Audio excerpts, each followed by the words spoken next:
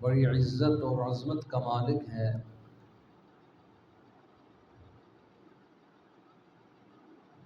وہ اس لیے مسلمان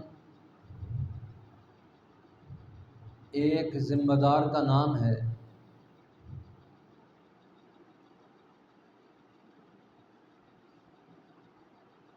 کیوں کہ مسلمان دنیا میں اللہ کی نیابت کرتا ہے،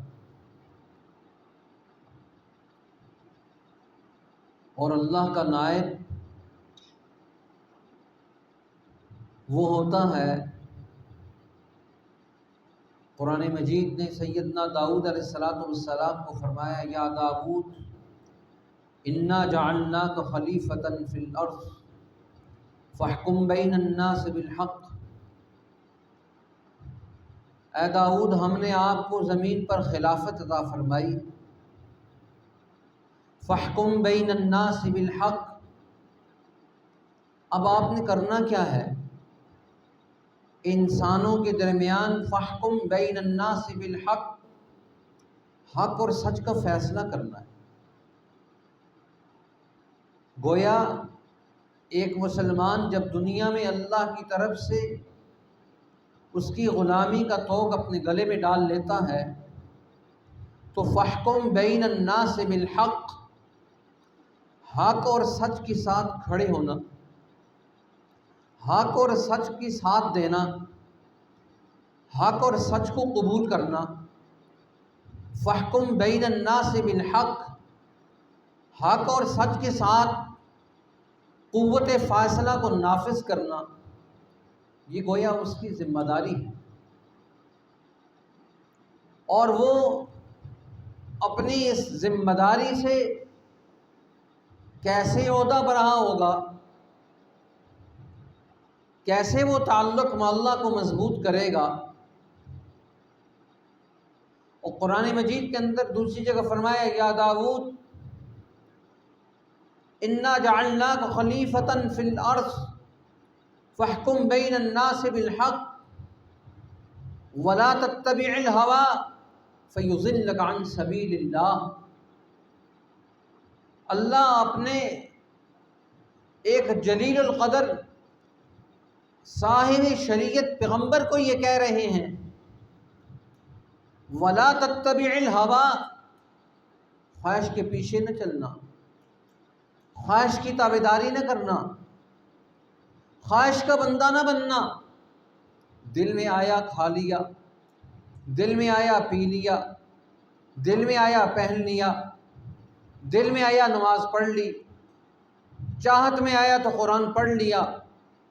یہ جو خواہش پر کام کرنا ہے، شریعت اس کو نہیں مانتی۔ صاحب شریعت پیغمبر سیدنا داؤد علیہ السلام کو اللہ یہ فرماتے ہیں، وَلَا تَتَّبِعِ الْهَوَىٰ، اے داؤد فَاحْكُم بَيْنَ النَّاسِ بِالْحَقِّ، ہوگا کیسے؟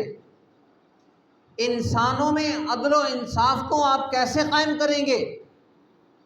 وَلَا تَتَّبِعِ الْهَوَىٰ، خواہش کی پجاری نہیں بنیں گے، تب خواہش کے پیچھے نہیں چلیں گے، اللہ کے حکم کو سامنے رکھیں گے، کتاب کے حکم کو سامنے رکھیں گے، اللہ کی مرضی اور اللہ کی چاہت کو سامنے رکھیں گے۔ اس لیے مسلمان وہ چاہت کا بندہ نہیں ہوتا، خواہش کا بندہ نہیں ہوتا، مرضی کا بندہ نہیں ہوتا، من چاہی پر عمل نہیں کرتا، بلکہ وہ رب چاہی دیکھتا ہے۔ رب کی چاہت کیا ہے؟ اگر من کی چاہت پہ چلتا ہے تو فرمایا شریعت کو رب چاہی چاہیے، من چاہی تو شریعت کو چاہیے نہیں۔ نہ رسول کو من چاہی چاہیے، جو دل میں آیا کر لیا، جب دل میں آیا منہ اٹھا کر چل دیا، جب دل میں آیا کسی کا بھلا کر دیا، اپنی خواہش ہے۔ خواہش، قرآن مجید میں دوسری جگہ فرمایا، अफराइत मन इत्तखज़ इलाहहु हवा, क्या आपने उस शख्स को देखा है, अफराइत मन इत्तखज़ इलाहहु हवा, जिसने अपनी ख्वाहिश को अपना खुदा बना लिया, ऐसा ख्वाहिश का पुजारी बना। अफराइत मन इत्तखज़ इलाहहु हवा, उसने अपनी ख्वाहिश को अपना खुदा बना लिया। ऐसी मनचाही, ऐसी ख्वाहिश परस्ती, ऐसी नफ्स परस्ती, रब परस्ती छोड़ दी, नफ्स परस्ती पे आ गया। मेरा दिल ये कर रहा है, मेरी चाहत है, मेरी ख्वाहिश है। अगर तेरी ख्वाहिश को देखा जाए तो रब की चाहत को किधर करेंगे? रसूलुल्लाह ने जो हुक्म दिया उसको कहाँ बिठाएंगे?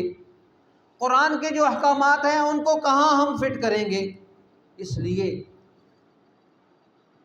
किसी इंसान की ख्वाहिश पर चलना दर हकीकत वो नाकामी का रास्ता है, वो ख्वाहिश परस्ती का रास्ता है। इसलिए सूफिया ने ये कहा कि अगर कोई आदमी नफ्स परस्ती करता है तो सबसे बड़ा दुश्मन इंसान का, 4 दुश्मनों में से एक दुश्मन इंसान का नफ्स है।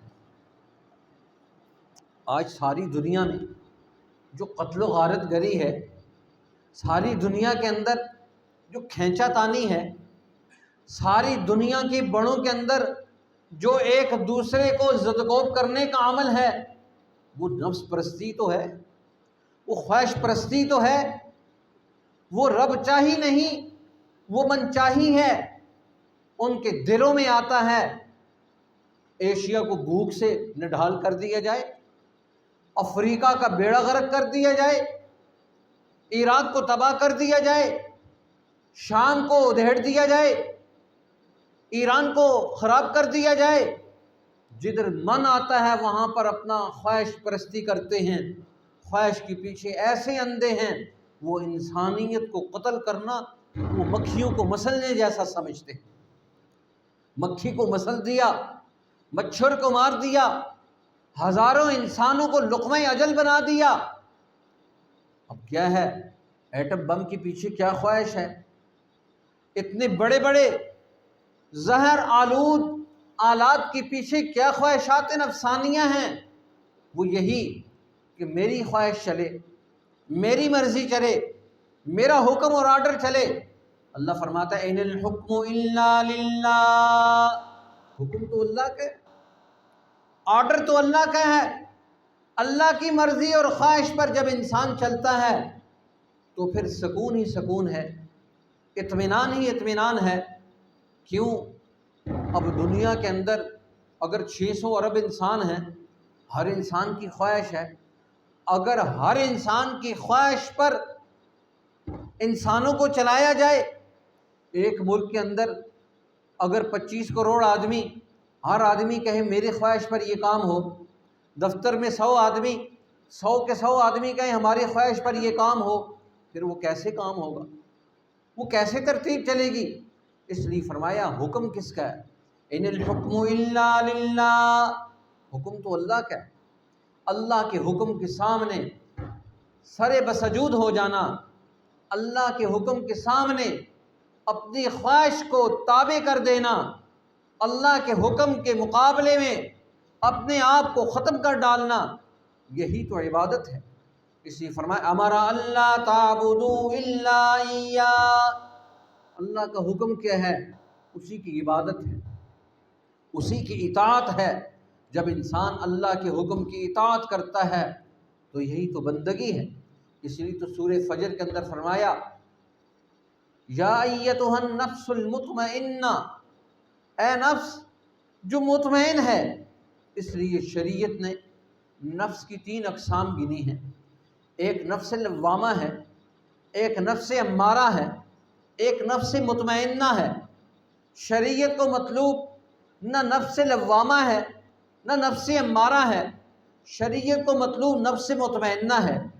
और फरमाया नफ्स मुतमइन्ना ये ऐसा नफ्स है, अल्लाह इसी को फरमाएंगे या अय्यतुहन नफ्सुल मुतमइन्ना, ए नफ्स मुतमइन्ना ارجعی الی ربک راضیۃ مرضیہ، اپنے رب کی طرف تو چل، ایسا چل راضیۃ مرضیہ، رب تجھ سے راضی، تو رب سے راضی، ایسا نفس جس سے اللہ راضی ہو جائے، اللہ کا رسول راضی ہو جائے، جس سے قرآن راضی ہو، جس سے شریعت راضی ہو، وہ نفس مطمئنہ ہے۔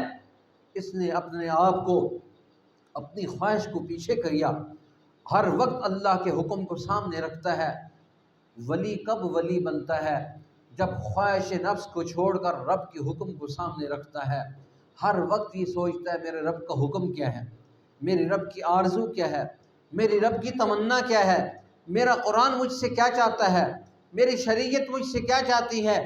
آج ہم سب سے پہلے اپنی بیوی کا دروازہ کھٹکھٹاتے ہیں، بیگم صاحبہ آپ کی کیا تمنا ہے، آپ کی کیا خواہش ہے؟ بیگم کی خواہش کو ہر خواہش پر مقدم کر دیا، قرآن پیچھے، نبی پیچھے، رسول پیچھے، کتاب پیچھے، ہر حکم پیچھے، خواہش کے پیچھے چل پڑا۔ بیگم کی خواہش ہے، بچی کی خواہش ہے، بچے کی خواہش ہے، خاندان والوں کی خواہشات ہیں، بہن بھائیوں کی خواہشات ہیں، کنبے قبیلے کی خواہشات ہیں، آفس میں رہنے والے دوست اور احباب کی خواہشات ہیں۔ ہر آدمی کی خواہش پوری ہو رہی ہے، ہر آدمی کا چاہت پوری ہو رہی ہے۔ چاہت پوری نہیں ہوتی تو رب کی نہیں ہوتی، چاہت پوری نہیں ہوتی تو رسول اللہ کی نہیں ہوتی۔ آج ہم من چاہی پر چلتے ہیں، رب چاہی کو چھوڑ دیا۔ رب کی چاہت کیا ہے وہ ہم نے پسے پش ڈال دی، اور خواہشات نفسانیہ کو ہم نے آگے لے آئے۔ ہر آدمی اپنی خواہش کے پیچھے چلتا ہے۔ فرمایا جب کوئی آدمی خواہش کے پیچھے چلتا ہے اور پھر خواہش کے پیچھے ایسا چلا کہ وہ ایسا چلا اس نے سب کو چھوڑ دیا، اس نے سب کو چھوڑ دیا۔ فرمایا ایسی خواہش، ایسی چاہت اللہ اور اس کے رسول کو قبول نہیں۔ اس لیے فرمایا یا ایتھا النفس المطمئنہ، اے نفس مطمئنہ، ارجعی الی ربک راضیۃ مرضیہ، یہ وہ نفس ہے جس نے رب کو راضی کیا دنیا میں۔ ادھر حی علی الصلاۃ، ادھر حی علی الفلاح ہوئی، وہ بھاگتا ہوا مسجد کی طرف آیا، قرآن کی طرف آیا، نماز کی طرف آیا، اللہ اور اس کے رسول کے حکم کو پورا کرنے کی طرف آیا۔ فرمایا یہ نفس مطمئنہ ہے۔ اور پھر حکم کیا ہوگا؟ راضیۃ مرضیہ، اور پھر اگلا حکم ہوگا فادخلی فی عبادی، میرے بندوں میں داخل ہو جا۔ گویا اللہ کہتا ہے جس نے نفس مطمئنہ کو بنا لیا وہ میرا بندہ ہے، باقی تو سارے باغی ہیں، باغی تو سارے سرکش ہیں، باقی تو سارے طغیانی والے ہیں۔ اسی فرمایا فادخلی فی عبادی، پہلے میرے بندوں میں داخل ہو، وادخلی جنتی، پھر میری جنت کا مستحق ہوگا۔ آج ہم سب جنت کے مستحق بنتے ہیں، لیکن رب کی چاہت کو پورا کرنے کے لیے کوئی تیار نہیں، خواہشات نفسانیہ کے پیچھے چلنے کے لیے تیار ہیں۔ اللہ مجھے اور آپ کو خواہش نفس سے بچنے کی توفیق نصیب فرمائے، اور نفس لوامہ کے بجائے، نفس امارہ کے بجائے نفس مطمئنہ کو اختیار کرنے کی توفیق نصیب فرمائے۔ وآخر دعوانا